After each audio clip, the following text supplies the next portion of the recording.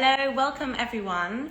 We are back. We are going live with Annabel Yazdi, who is the Matching and Relationship Manager at London Egg Bank. And she will welcome any questions that you have around egg donation within the UK.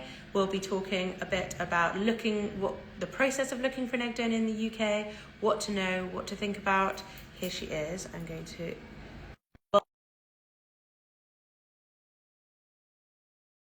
some great questions live today. Hello, nice to see everybody.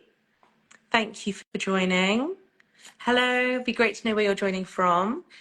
And Annabelle should be here any second. There we go. Hi, Annabelle. Hello, Eloise. I'm so sorry about those technical issues I've Don't been be in. silly. We are here now, which is perfect. So if you could start by introducing yourself and your role at London Egg Bank, that would be brilliant. Of course, yes. So I'm Annabelle. I am the Matching and Relationship Manager at London Egg Bank. I've been in the team for 9 years now. I started off working in the London Women's Clinic in the new patient team, and then I moved into the London Egg Bank working firstly with egg donors, recruiting and onboarding egg donors, and then after a couple of years I moved into the matching team, which is the team that works more with the egg recipients. And the website and donor profiles. So what my role is now as the Matching and Relationship Manager is basically managing our stock of over 20,000 frozen eggs and helping patients to find their perfect match amongst those donors. So we are working both with patients that are having their full treatment with London Egg Bank and also those that are having treatment at another UK-based fertility clinic that has a third-party agreement with London Egg Bank, which means that patients can purchase eggs from London Egg Bank for their treatment elsewhere. So I'm also working very closely with the external clinics and patients of both London Egg Bank and other UK clinics. Amazing. Well, obviously the right person to ask these questions to. So thank you for your time today. Diving in, we'd love to understand a bit more about an overview of the process. So how does London Egg Bank make choosing a donor simple and transparent for patients using donor eggs? Yeah, we hope that our website is user-friendly.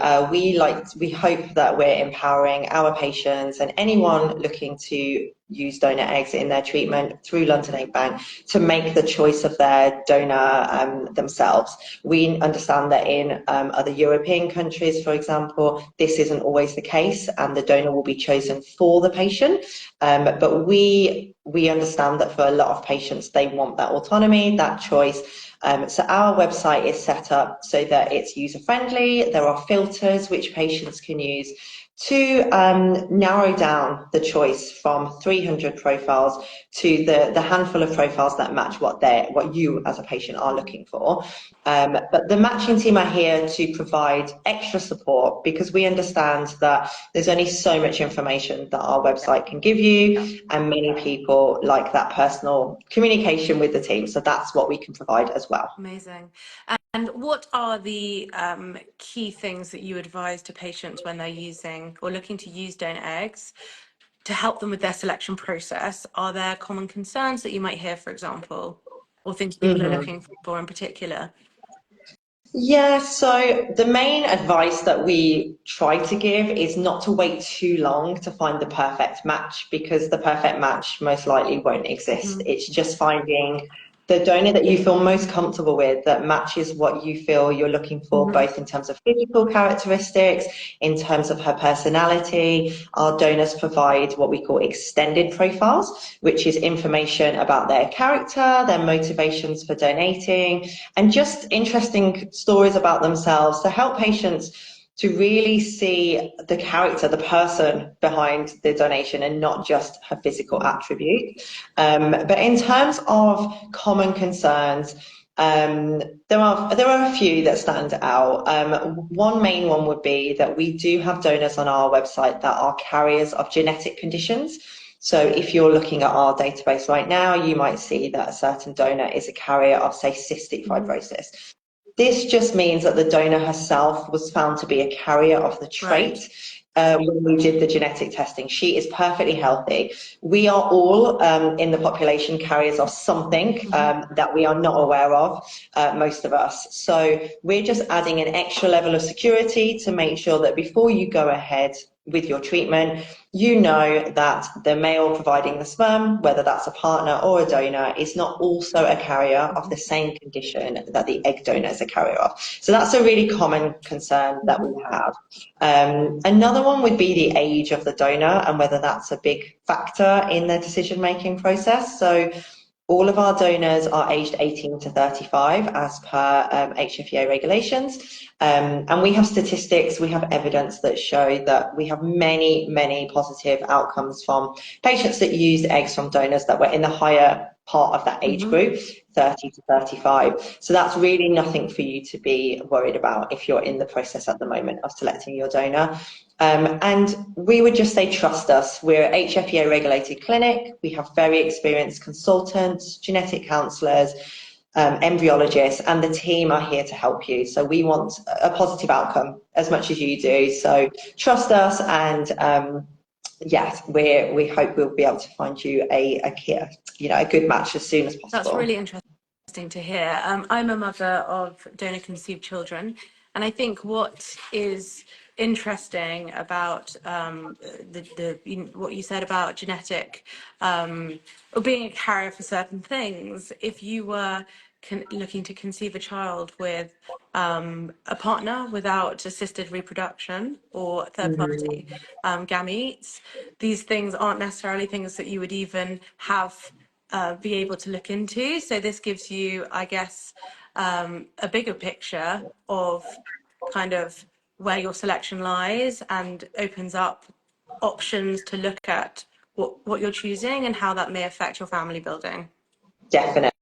Yeah, that's the best way to look at it. Absolutely. Because without that information, most of us are in the dark about that. So we're just providing extra information. Yeah. You said earlier about a piece of advice being get started with the journey. So do you often see people who sort of come into this kind of perhaps apprehensive about the first steps? What's your advice there?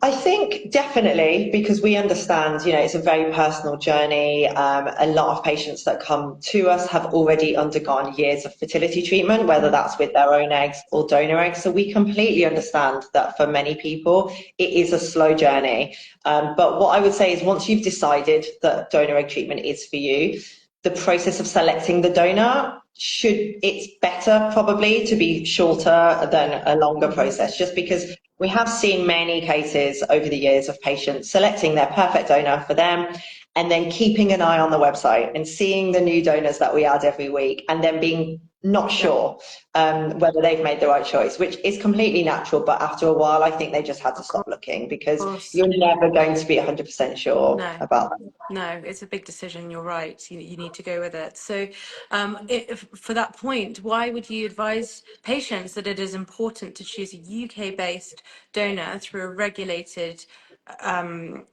bank such as London Egg Bank? Yeah, the main reason would be the anonymity laws in the UK, the fact that in the future, any donor conceived people born from eggs from the London Egg Bank or in the UK in general from a registered clinic will have that choice as to whether they would like to know their egg donor's identifiable details in the future and potentially try to make contact with the donor as well. So we do believe strongly that donor conceived people deserve that choice. Each family is obviously able to make their own decisions on that, but if you go outside of the UK for treatment, you will never be able to change your mind on that. So we do believe that it's a good place to start if in the future that information does, that donor person, conceived person does want to obtain that information. Second point would be that we're HFEA regulated, which means we have quality standards. And also we have family limits in the UK, so you can be confident that when using donor eggs from London Egg Bank, there will be no more than 9 other families created from that donor, and potentially a 10th family if she has children of her own. But this is also a very important factor in the UK. Altruism would be the next one, the fact that our egg donors are donating for altruistic reasons. They are only paid reasonable expenses for their time and and their travel to the clinic during the donation process, which means that really they're donating to help other people. This is their main motivation, which means you can be confident when using eggs from London Egg Bank that in the future that donor is potentially open to receiving contact, or at least very pleased that you've been successful in your treatment and that your child has been born. And finally, I'd say that as we're a UK clinic, most of our patients are British in terms of ethnic origin, so there is a wide range of donors here for patients, rather than going overseas where that might be more difficult to match their skin tone, facial features, etc. But we do also have a wide range of ethnic background donors for patients as we're based in London. So we hope that we can cater to all requirements in terms of that. But yeah, those are the main reasons why having treatment in the UK is really beneficial when it comes to using donor eggs. Those are some very good reasons, aren't they? Some very, very valid reasons. It also seems that London Egg Bank has the edge when it comes to a real personal touch with the selection process. So it'd be useful to understand the information that you provide, both to help patients using donor eggs make informed decisions, but also to foster connection from the beginning throughout the whole process. Yeah, okay. So like I said before, we understand that every patient or every couple that is coming for treatment with London Egg Bank or to use eggs from London Egg Bank elsewhere, you're on an individual journey, and we understand that everyone has different needs. So we have a team that are here to support you. You will be in touch with a dedicated matching officer who will be your point of contact at any stage in the process of selecting your donor. Specific questions about donors or bigger questions about the laws in the UK, any doubts that you might have, we're here to help you. The donors' profiles really do speak for themselves because they're very detailed in terms of the amount of information we can give you. And like I said, the donors write extra messages in their extended profiles because they understand the importance of that. They understand that patients are looking at them to potentially help them to create their family or expand their family. So everything they can share about themselves is really important. So you can see they go into a lot of detail. They take a lot of care over these messages. Yeah.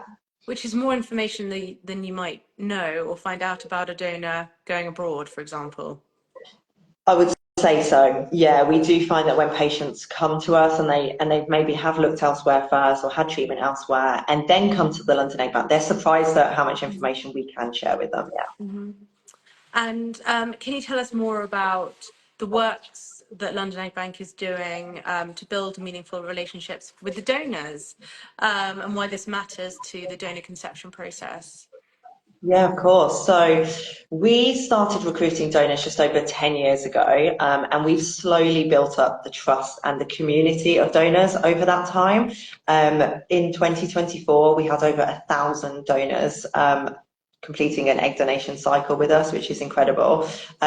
We are in constant contact with our donors. Once they've completed one donation, they may come back for a repeat donation in the future. They are also always in contact with us about the outcomes of their donation. They often want to know if any children have been born. We can share non-identifiable information with them, the sex of the child, the year of the birth, and any general queries they may have about their own fertility at all.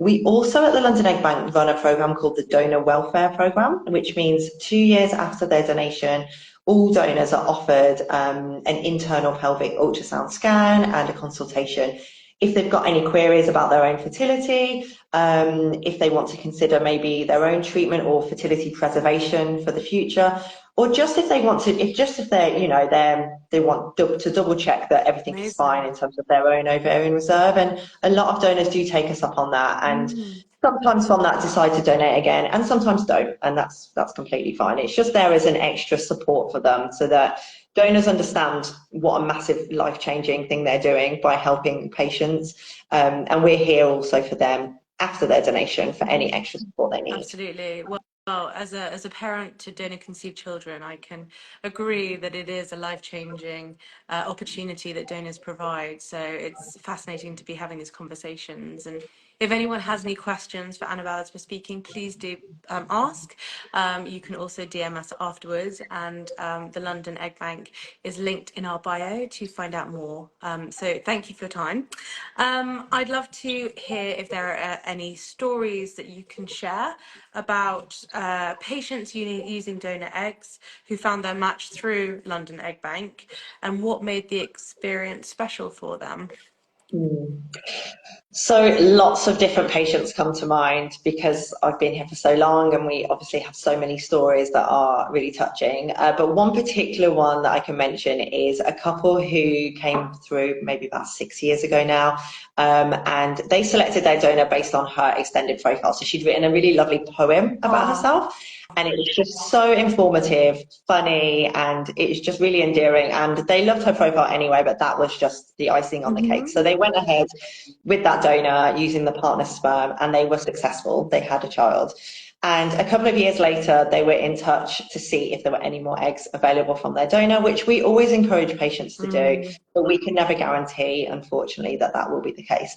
For this particular donor, there were no eggs available, but we did reach out to the donor to see if she would consider another donation because she's still within the age range, and she was more than happy to do that. So she came back, donated more eggs, and these patients went on to have another successful pregnancy. Oh, so they have two children from the same donor. Yeah, so that was lovely because the patient sent a thank you letter, the donor read that letter and was so touched. And it just reaffirmed that she made the right decision all those years ago. That actually sparks a good question. Would you advise intended parents to think about how many children they might like to have when they're making a decision on a donor and purchasing the eggs?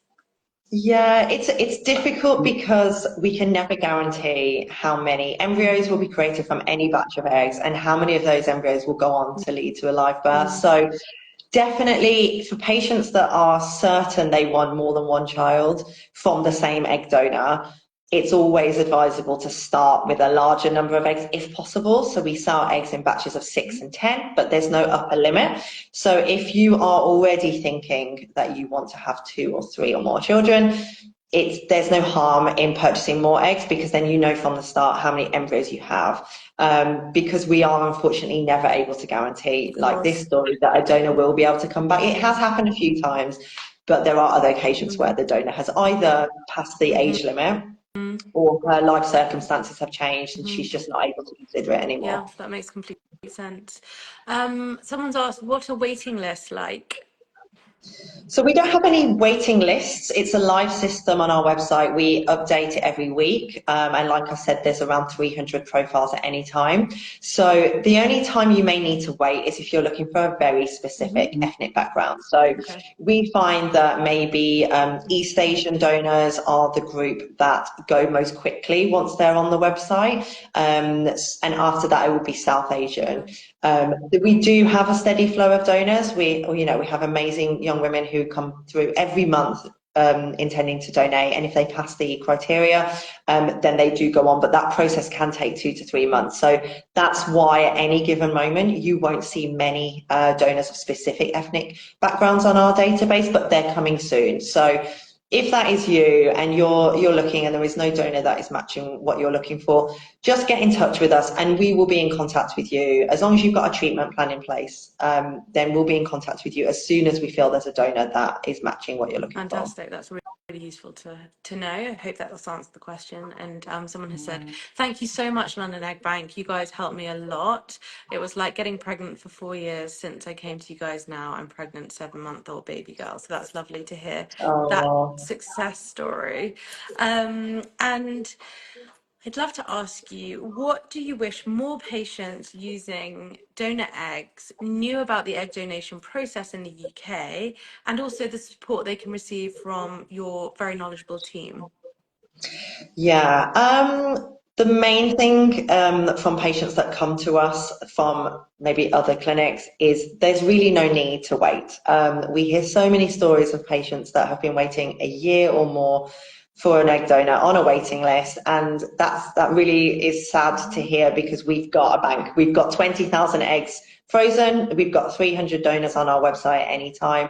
There's no need to wait. If you're ready to start treatment, frozen eggs are the perfect solution, because they're ready to be thawed when you're ready. So aside from, all of the details and selecting your donor, there's really no need for it to be a long process once you're ready.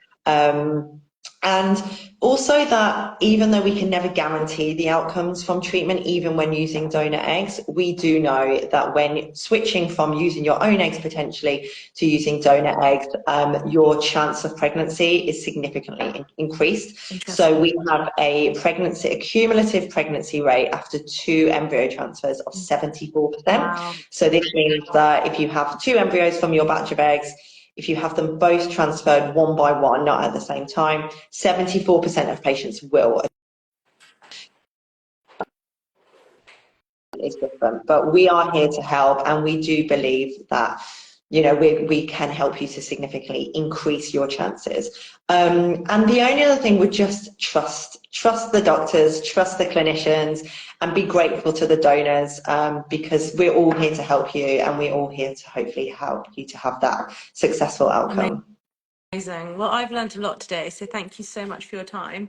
As I mentioned, if anyone has any questions for Annabel and the rest of the team at London Egg Bank, please do head to our link in bio to find out more, whether it's to do with using donor eggs within the UK, the donor screening process, or how London Egg Bank can help you today in this process of choosing a donor. Whatever stage you're at, then please feel free to reach out. Any last piece of advice that you would give to people contemplating egg donation within the UK? I would say there's a lot of support out there, like Ribbon Box, London Egg Bank, many other organisations, Donor Conception Network. You're not alone. There's a lot of people going through this journey, and we're here to answer any questions. No question is a silly question.